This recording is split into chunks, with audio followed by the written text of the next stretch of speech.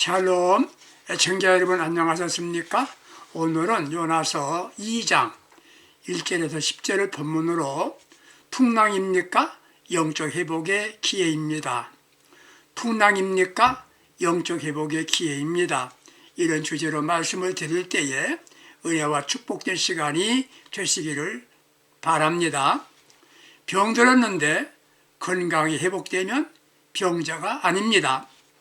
재물을 상실했는데 다시 찾으면 가난이 아닙니다. 실패했는데 다시 성공으로 바꾸었으면 실패가 아닙니다. 애청자 여러분, 삶도 신앙도 잘못되었다면 회복의 은혜를 받으시기를 기원합니다. 여러분, 무슨 일을 시작했는데 되지도 않고 너무 힘들다고 포기해 본 일이 있으셨습니까? 사업을 시작했는데 자본이 바닥났죠. 회복될 방도가 없다고 생각되어 사업을 접는 경우가 있습니다. 하고자 하는 일이 안 되면 포기하는 게 지혜라고 알고 있습니다. 그런데 하나님께서는 우리를 포기하지 않으십니다. 아니, 왜? 사랑하기 때문입니다. 자식을 사랑하는 부모는 잃은 자식을 끝까지 찾으려고 합니다. 실종된 딸을 10년이 넘도록 사람 찾는다고 각지의 광고를 부착하고 전국 방방곡곡 다니면서 찾는 중이라고 말합니다. 하나님께서는 요나라는 선지자를 부르셨습니다. 너는 니네로 가라. 왜요? 그 백성들이 죄악으로 인해서 앞으로 40일이 있으면 망하게 된다. 그러니 너는 가서 외치라. 하나님은 회개하라고 그들에게 기회를 준다는 겁니다.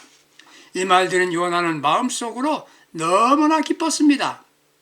왜요?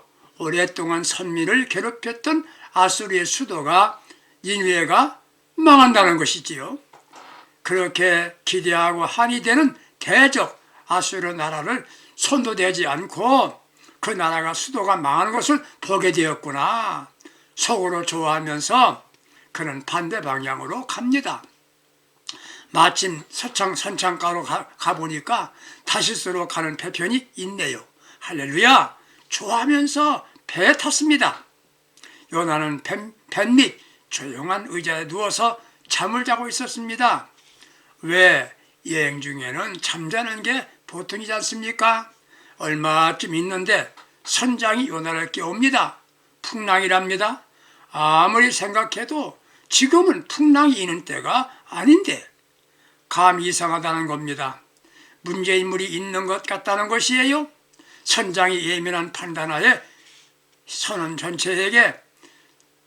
전체에게 제비를 뽑습니다. 요나가 뽑혔습니다. 사실 그대로 직고합니다. 이게 왜 내 탓이냐? 그렇지 않다. 거부하지도 않습니다. 그래도 선지자답게 사건에 책임을 집니다. 나를 바다에 던지세요. 바다에 던지면 어떻게 됩니까? 죽는 거죠. 죽음으로 책임을 집니다.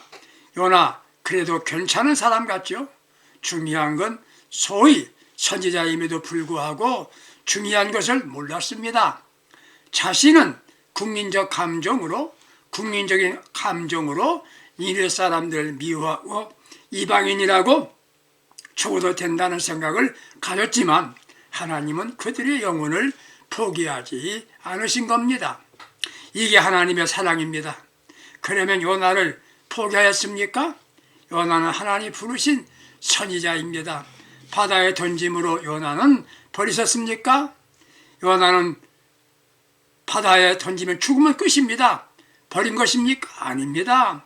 하나님께서는 요나를 버리신 게 아니지요. 버림받는다는 건 참 비참한 겁니다. 그러나 요나를 버리신 게 하나님 아니었어요. 예전에 자식이 잘못되면 아버지가 매를 듭니다. 울며 잠자는 아들의 회초리로 맞은 자 다리를 아버지는 바라보면서 가슴이 찡합니다. 그러나 사람 되라고 매를 든 것이지 믿거나 버린 것은 아닙니다. 하나님은 요나를 포기하지 않으셨습니다. 그를 훈련소에 넣은 겁니다. 하나님께서는 한 사람의 영적 지도자를 세우기 위하여 자신이 알고 있는 기회를 보신 게 아닙니다. 하나님은 나 자신이 갖고 있는 약점을 더 많이 알고 계십니다. 부족한 나였지만 그럼에도 불구하고 부르시고 후회하지 않으십니다. 지금도 사랑하십니다. 부족한 나이지만 후회하지 않으십니다. 계속 사랑하시는 겁니다. 변치 않는 사랑으로 나의 허물과 죄를 감싸주고 용서하셨고 품어주셨습니다. 요나를 바다에 던짐으로 그를 버리신 게 아니란 말입니다. 하나님의 명령을 저버리고 도망하던 요나를 찾아주셨습니다. 그리고 그를 훈련시키기 위하여 하나님의 계획이 시작된 겁니다. 훈련장은 어디입니까? 물고기 뱃속입니다. 바다에 던전받은 요나는 무언가 자신을 삼켰습니다. 아무것도 보이지 않습니다. 상상해 보세요. 아무리 커다란 물고기라 하지만 공간은 협소합니다. 캄캄합니다. 빛은 고사하고 움직일 수 있는 공간이 전혀 없습니다. 거기에서 자신의 영적으로 회복되는 시간을 갖게 됩니다. 요나는 거기에서 다시 회복의 기회를 포착했습니다. 자신이 영적으로 회복되는 기회가 된 겁니다. 사랑하는 애청자 여러분, 지금 주변에서 풍랑이 일어나고 있습니까? 풍랑은 자신을 발견한 기회입니다. 자신이 잘못한 것에 대하여 고치는 기회를 주시는 겁니다. 그러면서 죄값은 사망이란 것을 증명해 주었습니다. C.S. 루이스라는 사람이 이런 말을 했습니다.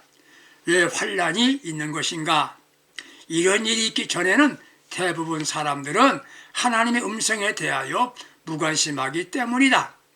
고통은 인생을 향하여 하나님의 뜻을 전하는 확성기다. 이렇게 말했습니다. 사람이 자신을 바로 안다는 건 쉽지 않습니다. 자신을 발견하는 것은 위대한 발견입니다. 하나님의 음성을 듣고 자신을 보고 돌이키는 시간이 된 겁니다. 첫째, 이게 뭡니까? 회개입니다. 요나는 자신은 괜찮은 선지자라고 생각했을 겁니다. 요나, 니네로 가라 하실 때 자기 마음대로 가고 싶은 대로 가는 것이 무슨 상관이 있겠나? 나는 민족을 더 사랑한다. 애국자는 아니라도 내가 할 일이 무슨 문제가 있겠나? 이런 생각을 했을 겁니다. 그런 자신이 자기 때문에 아무 죄가 없는 많은 사람이 죽음을 맞게 되었다는 것, 그리고 하나님의 명령을 저버리고 내 마음대로 간 것 자체가 큰 죄가 되었다는 것을 알게 된 겁니다. 이것이 영적 회복의 시작입니다. 자신을 발견하는 것이 영적 회복의 시작이 되는 겁니다. 요나서 1장 17절에 하나님의 영적 회복을 위하여 준비하고 시작한 것이에요. 자신의 실수를 딛고 다시 일어서게 하신 겁니다. 다시 기회를 주십니다. 풍랑도 고기 뱃속에 머물게 하신 것도 하나님이 하신 겁니다. 영적 회복을 위한 겁니다. 여러분 힘드십니까? 고난의 풍랑입니까? 사방이 캄캄합니까? 견디기 힘든 상황이지만 영적 회복의 기회로 삼으실 수 있기를 기원합니다. 영적 회복의 시작은 자기 발견입니다. 그러나 이것을 알아야 합니다. 내가 자신을 발견한 것으로 영적 회복이 된 건 아닙니다. 문제는 우리는 어떻습니까? 자신을 발견하지도 못한다는 겁니다. 잘못했는데 남에게 책임 전가합니다. 환경 때문이다. 저 사람 때문이고 저 사람 때문이라고 정죄합니다. 이럴 때는 영적 회복을 기회를 놓치게 되고 불가능한 겁니다. 요나는 물고기 뱃속에 들어가는 그 순간에 그는 영적 회복의 기회를 맞게 되었습니다. 두 번째는 기도하게 됩니다. 요나서 2장 1절에 그의 하나님 여호와께 기도하여 이런 말이 나옵니다. 요나의 기도는 형식적인 기도가 아닙니다. 목숨을 걸었습니다. 하나님께 부르짖었습니다. 미사려구 듣기 좋은 단어가 아닌 기도다운 기도를 하게 되었습니다. 하나님과 영적 교통이 시작됩니다. 환경은 캄캄하고 아무것도 없고 보이지 않습니다. 그가 죽음을 선택하는데 살아있다는 것으로 하나님께서 살려주셨습니다. 살 길을 열어주셨습니다. 신앙인이 영적인 삶을 살겠다고 한다면 기도가 있어야 합니다. 기도로 시작하여 마지막 기도로 끝내는 게 신앙인입니다. 순교자 스데반이 그러하였습니다.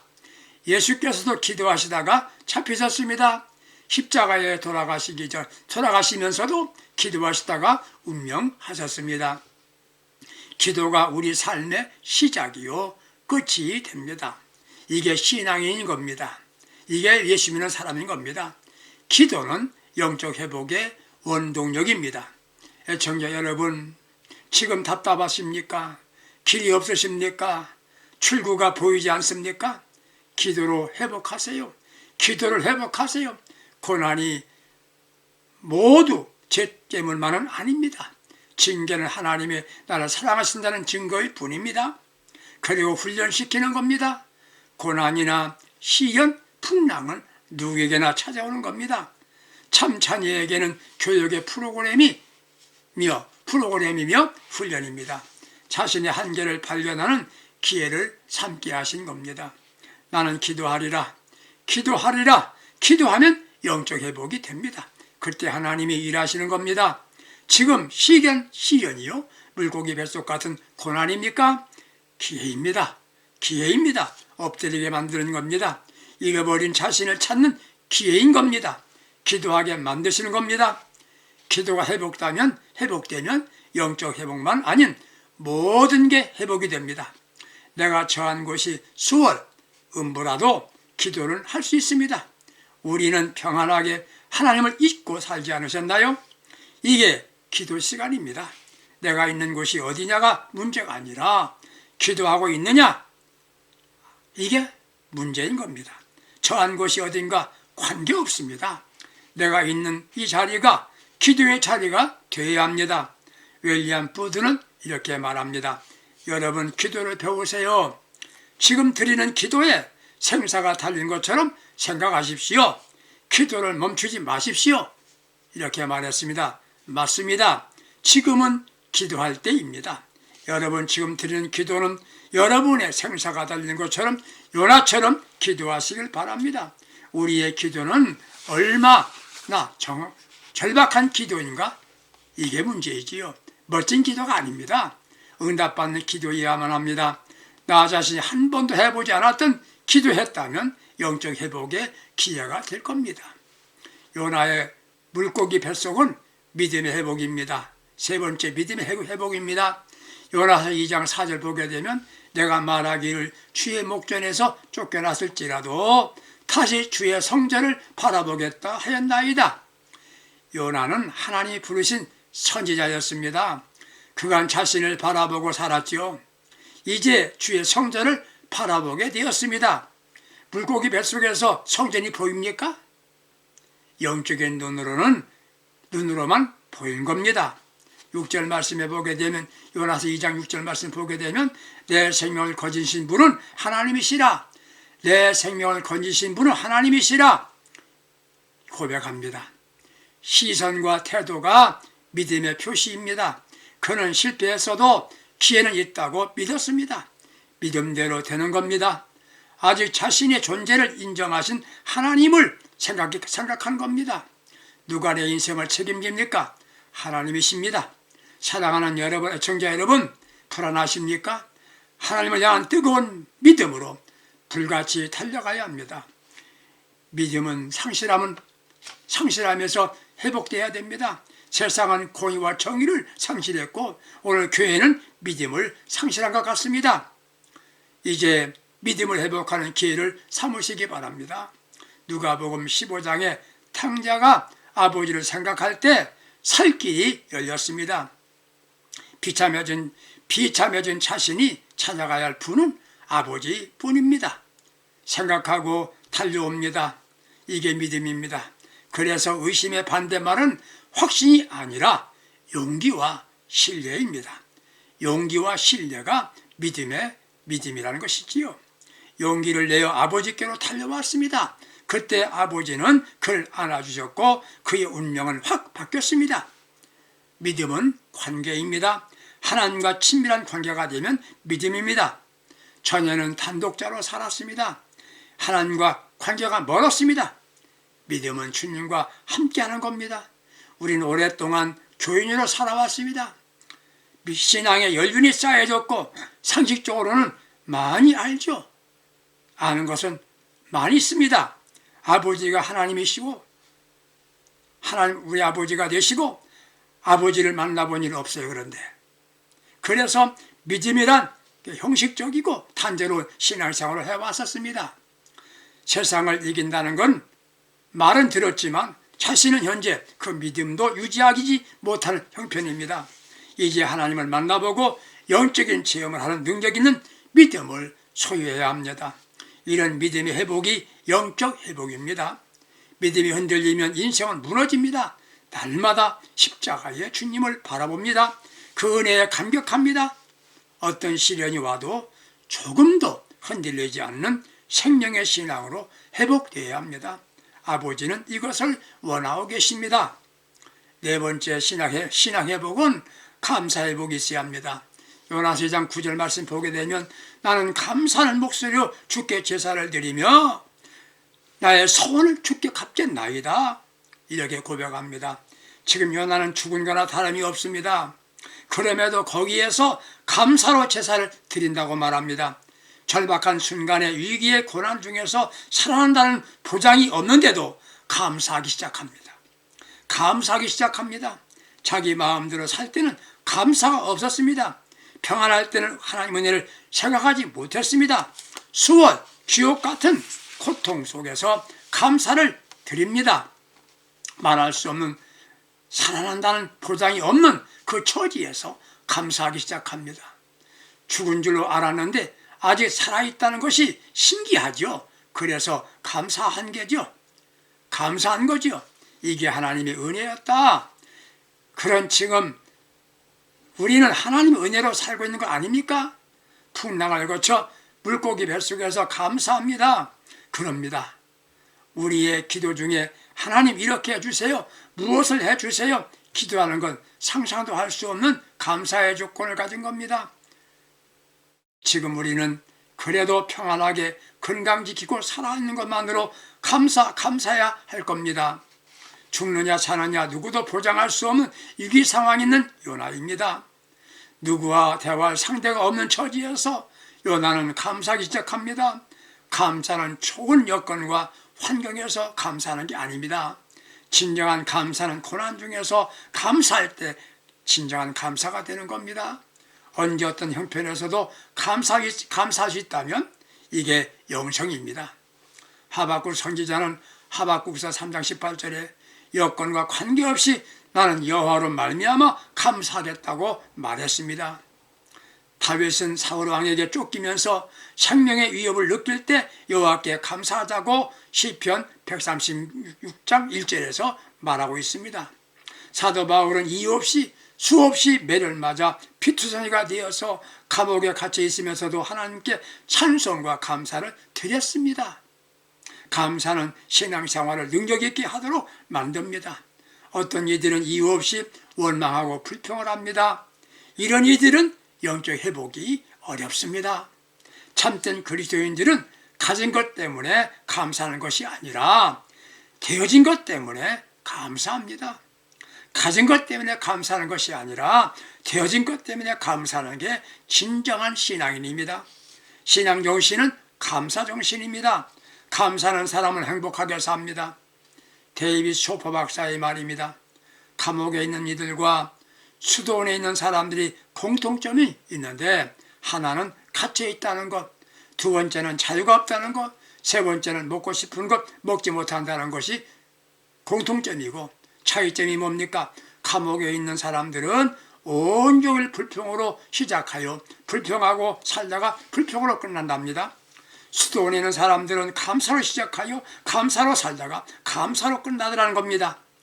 우리의 가정, 교회를 감옥으로 만들지 맙시다. 수도원 천국으로 만들어야 합니다. 그게 신앙 회복입니다. 그것이 신앙 회복입니다.